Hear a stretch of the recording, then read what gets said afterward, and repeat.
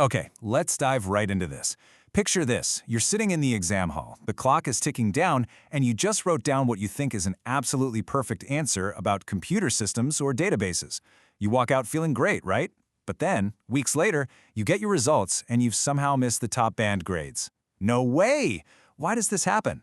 Well, it's because you fell victim to what we call the cold open mistake. It is a silent grade killer. So watch this explainer closely because today we're going to expose exactly how 9 out of 10 students get these questions wrong, and more importantly, how you can lock in those maximum marks. We're looking at the Cambridge 9626 IT syllabus, specifically mastering database concepts and those high-mark exam strategies. We're taking those dry syllabus points and translating them into living, breathing data structures. Let's fix those mistakes before you even have a chance to make them. Let's compare a classic flawed student answer with a top band answer. So our flawed answer states, mainframes are fast computers. Now on the surface, that's not technically false, is it? But in the context of the Cambridge 9626 exam, it is a massive generic trap. Examiners literally see this thousands of times. It lacks depth, it lacks specificity, and most importantly, it lacks application. Now compare that to the top band answer. Mainframes are designed for massive concurrent data processing in environments like financial services. Do you see the difference there? We've completely stripped away the generic fluff and anchored the technology to a specific real-world mechanism and scenario. These aren't just theoretical ideas we're talking about, they're massive real-world systems handling millions of transactions. Your answer absolutely needs to reflect that reality. So the crucial point is this: generic descriptions rarely gain full marks. And hey, this isn't just my opinion, this is a direct warning pulled right from the examiner reports. Whenever you're asked to describe a technology, whether that's a mainframe computer or a complex database structure, your technical explanation simply must be anchored to a scenario. If the question's about a hospital, you've got to talk about patient records. If it's about a bank, talk about secure communications or payroll. You see, the examiners are explicitly testing your ability to understand not just what a technology is, but why it's used in a specific context. This context anchor is the absolute foundation of our high-mark strategy. To really understand how this applies, let's examine a classic flat file database.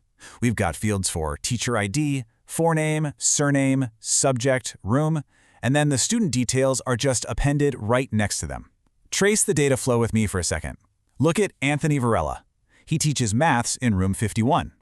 Because this is a single flat table, every single time a new student is assigned to Anthony, his name, his subject, and his room number are typed out again and again and again.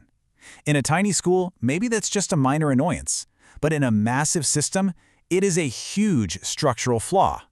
Which brings us to the ultimate showdown, the flat file database versus the relational database. A flat file stores everything in one giant, cumbersome table. Actually, scratch that, it's more like a giant, messy spreadsheet.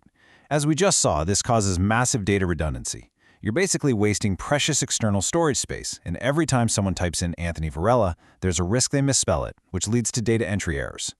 But by switching to a relational model, we take that clunky flat file and split it into dedicated, linked tables, like one for teachers, one for students. We save memory, searches run at lightning speed because the software isn't sifting through redundant text, and the data is only stored exactly once. It's clean, it's super efficient, and is exactly how real-world systems are built. Let's move to and see how this builds. How do we actually connect these separate tables so they can talk to each other? Well, we use keys. Think of them as the digital tethers holding our entire system together. First up, we have the primary key. This is a field that holds completely unique data to identify a specific record, something like a student ID. I mean, no two students can have the exact same ID, right? Then we have the foreign key. This is simply a field in one table that points directly to a primary key in another table. So in our student table, we might have a teacher ID field. That teacher ID is the foreign key, pointing back to the unique teacher ID in the teacher table, and that locks the relationship perfectly in place. And that brings us to entity relationship diagrams, or ERDs. I know, they might look like just a bunch of abstract boxes and lines, but let's translate them. Each rectangular box, or entity, represents one of our database tables, like customer or product. Inside those boxes are the attributes, which are basically your fields. And those lines connecting them, those are our relationships. Notice the different ends of the lines here. A single straight line means one, and the side with the branching lines, which is often called a crow's foot, means many. So a single customer can have many purchases. It's a one-to-many relationship. This ERD is your blueprint. It's the physical design map you draw up before you ever even touch a piece of database software. And this brilliantly illustrates our next step. We need to translate that technical knowledge into a flawless exam response. This is where we shift gears from being a database architect to being an exam master. The examiner doesn't just want a bulleted list of facts, they want a structured narrative. And that is exactly what the PLJ framework delivers. Let's break this engine down, step by step. The PELJ methodology is your absolute go-to blueprint for long-form answers. Step 1 is the point.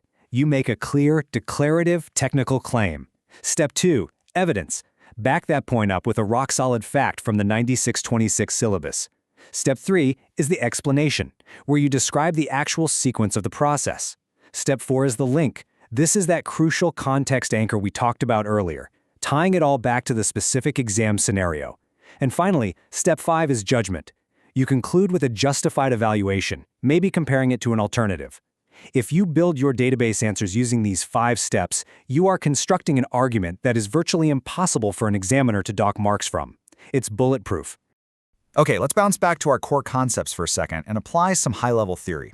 We've linked our tables with primary and foreign keys, but what stops a user from doing something disastrous? Like, what if someone deletes a teacher who still has 50 students assigned to them? That is exactly where referential integrity comes in. It's a set of rules that forces table relationships to remain consistent. If you have a foreign key pointing to a primary key, referential integrity ensures that the primary key record actually exists. It acts as this literal digital shield, preventing redundant data and stopping accidental deletions or random changes from just breaking your entire database structure. To make this totally concrete and actionable, let's look at how this is built in Microsoft Access. When you're configuring relationships, you don't just draw lines. You have to configure the software itself. Checking that Enforce Referential Integrity box activates the shield. And right below it, you have the Cascade Update related fields and Cascade Delete related records options. This means if you change a teacher's ID, cascading updates will automatically change that ID for every single student linked to them. It keeps the whole system perfectly synchronized with literally zero extra effort from the user. How cool is that? Now, what's really interesting about this slide is it points out a major trap students constantly fall into, the vague trap. When you're explaining processes, especially complex database operations or loop structures, marks are frequently lost just due to vague wording. You cannot just name a technique and say, oh, it works faster. You have to explain the actual mechanism.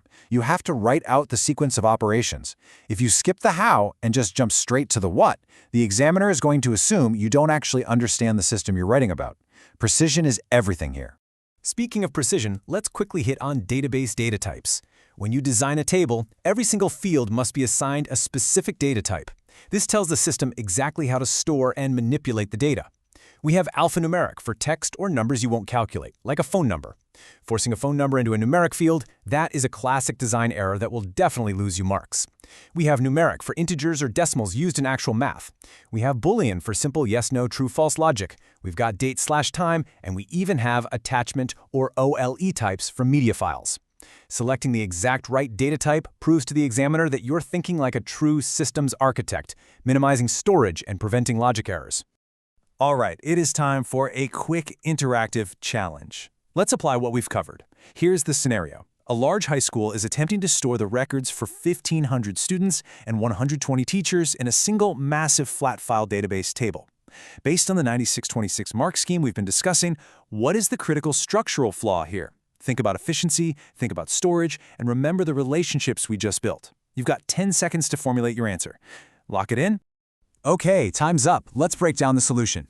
If you structured your answer using our logical sequence, you absolutely hit the jackpot. Step 1. Identify the repeated data. Those 120 teachers are duplicated thousands of times. Step 2. Highlight the inefficiency. You've got massive wasted storage space and a ridiculously high risk of data entry errors. Step 3. Apply the solution. You must implement a relational database, separating the students and the teachers into distinct tables and connecting them with a one-to-many relationship using primary and foreign keys. Do that, and that is exactly how you secure maximum marks. The core message I want you to take away today is simple. Stop memorizing. Start applying. You've seen the cold open mistakes, you've visualized the data structures, and you now have the PLJ framework to deploy your knowledge perfectly. You are officially ready to absolutely ace the database questions on your Cambridge 9626 exam.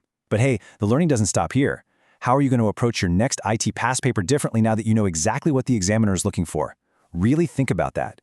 If this breakdown made the concepts click for you, make sure to engage with the material and keep diving deep into these topics. We will see you in the next explainer, where we're going to conquer another complex topic step by step. You've got this.